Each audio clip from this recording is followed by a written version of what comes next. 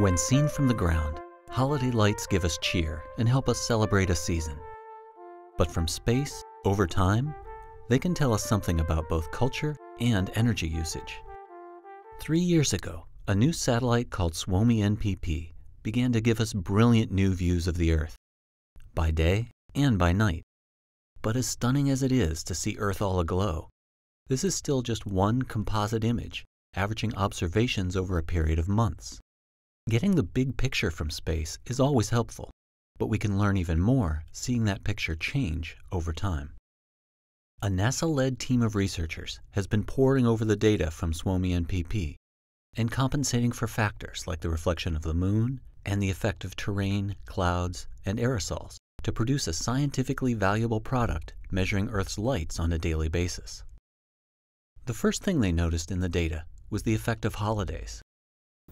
When we started looking at the data at night over the United States, we were expecting to see a lot of stability in the nighttime lights. And we were really surprised to see this vibrant increase in activity during the holidays, and particularly around areas in the suburbs. You have a lot of single-family homes with a lot of yard space to put in lights. Comparing the 6 weeks between Thanksgiving and New Year's to the rest of the year, the team noticed large areas where nightlights were 20, 30, even 50% brighter over the holidays, as shown here in shades of green.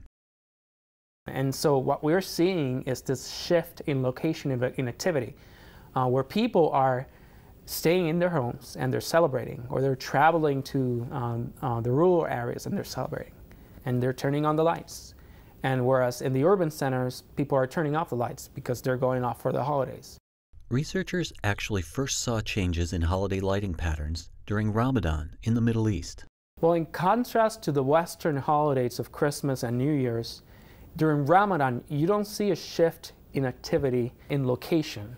What you're seeing is the communities are staying where they are, and they're shifting their activities to the night. Another thing that the measurements are telling us is that it's capturing cultural differences even within a single community, like the Muslim community during the month of Ramadan. We're seeing patterns in behavior that vary significantly from country to country.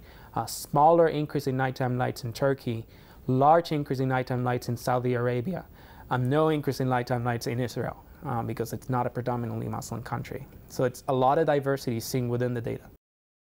Because the night light data has such good resolution, researchers from Yale University have even been looking at neighborhoods within cities and correlating that data with known political and socioeconomic factors. But from a NASA perspective, why is it important to concentrate on Earth's lights from space? A lot of our capability focuses on using satellites to get a global picture of where we are with respect to the environment and with respect to the day-to-day processes that drives the Earth system.